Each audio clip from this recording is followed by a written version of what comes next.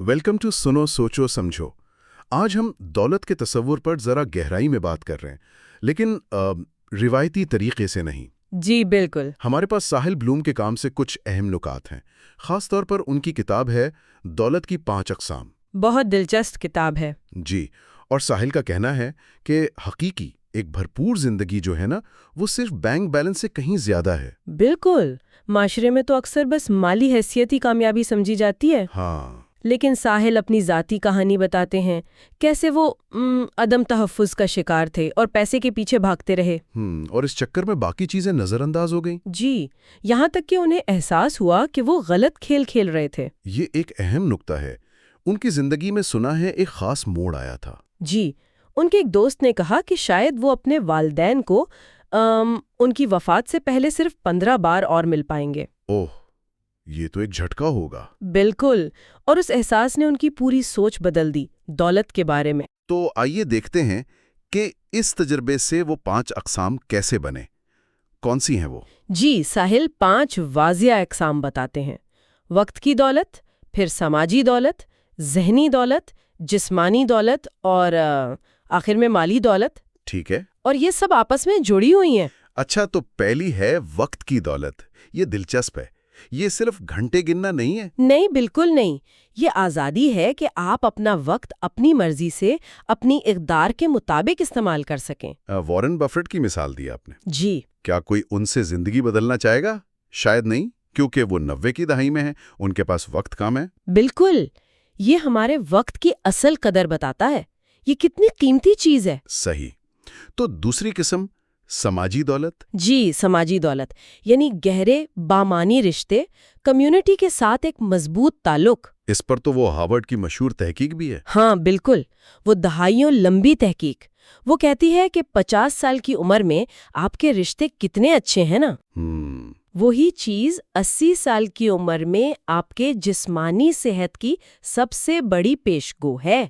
वाकई, यानी समाजी सेहत बराह रास्त जिस्मानी सेहत पर असर करती है। जी, शायद तनाव कम करके या वो जो जज्बाती सहारा मिलता है उससे। ये तो हैरानकुन ताल्लुक है, और ये इस बात पर भी रोशनी डालता है कि कैसे माशरा बाज़ौकात ऐसी कामयाबी को सराहता है जो माली तौर पर तो ठीक हो मगर समाजी तौर पर खोखली हो। बिल्कुल, जैसे कई तलाकों वाले करोड़पति। क्या ये वाकई जीत है? सवाल तो है। स्पेन जैसी जगहों पर वो कहते हैं कम्युनिटी का एहसास बहुत मजबूत है। जी, और वहाँ सेहत और लंबी उम्र का ताल्लुक भी नजर आता है। तो गहरे रिश्ते भी दौलत हैं। ठीक। तो तीसरी किस्म है ज़हनी दौलत।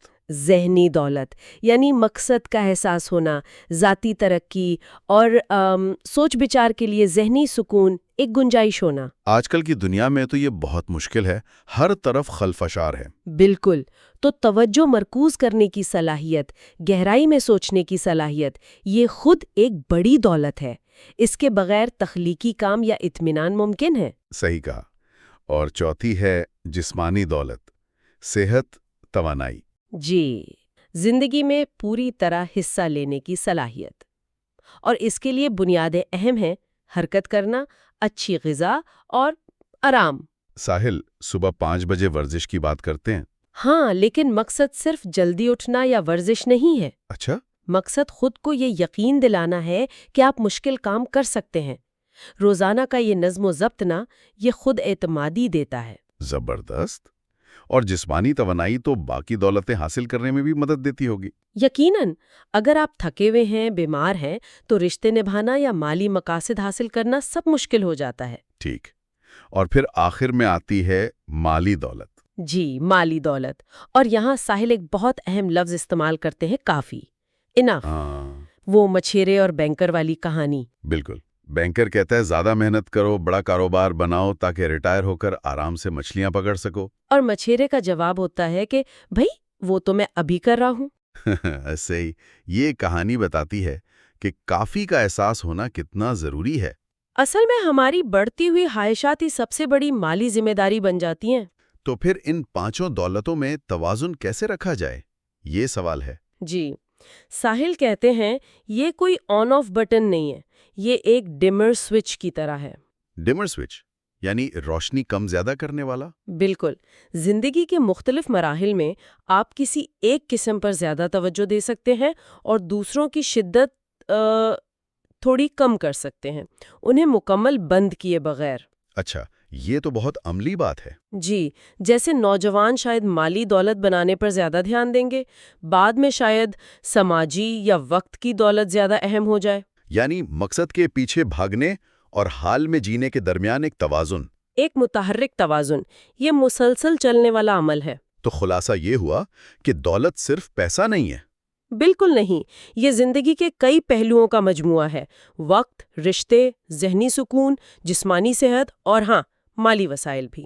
اگر ہم کامیابی کو صرف پیسے سے نہ ناپیں، ان پانچوں چیزوں کو دیکھیں تو شاید زیادہ بامعنی زندگی گزار سکتے ہیں۔ جی، اپنی ترجیحات پر دوبارہ غور کرنے کی بات ہے۔ اور جاتے جاتے ایک آخری سوچ، ساحل ایک لمحے کا ذکر کرتے ہیں جب وہ اپنے نوزائیدہ بیٹے کے ساتھ تھے۔ جی، وہ رو رہا تھا اور انہیں ایک دم احساس ہوا کہ وہ اسی چیز کے بارے میں پریشان ہو رہے ہیں، یعنی خاندان جس کے لیے وہ کبھی دعا کرتے تھے۔ یہ بہت گہری بات ہے۔ ہاں، یہ ہمیں سوچنے پر مجبور کرتا ہے کہ کیا ہم ان نعمتوں کو پہچان رہے ہیں جو ہمارے پاس ہیں، دولت کی یہ ساری قسمیں جو موجود ہیں، یا ہم بس اگلی چیز کے پیچھے بھاگ رہے ہیں، مزید کامیابی، مزید پیسہ، اور اس دوڑ میں حال کی خوشیاں چھوٹ رہی ہیں۔ شاید اس سوال پر غور کرنا ہی حقیقی دولت کی طرف پہلا قدم ہو۔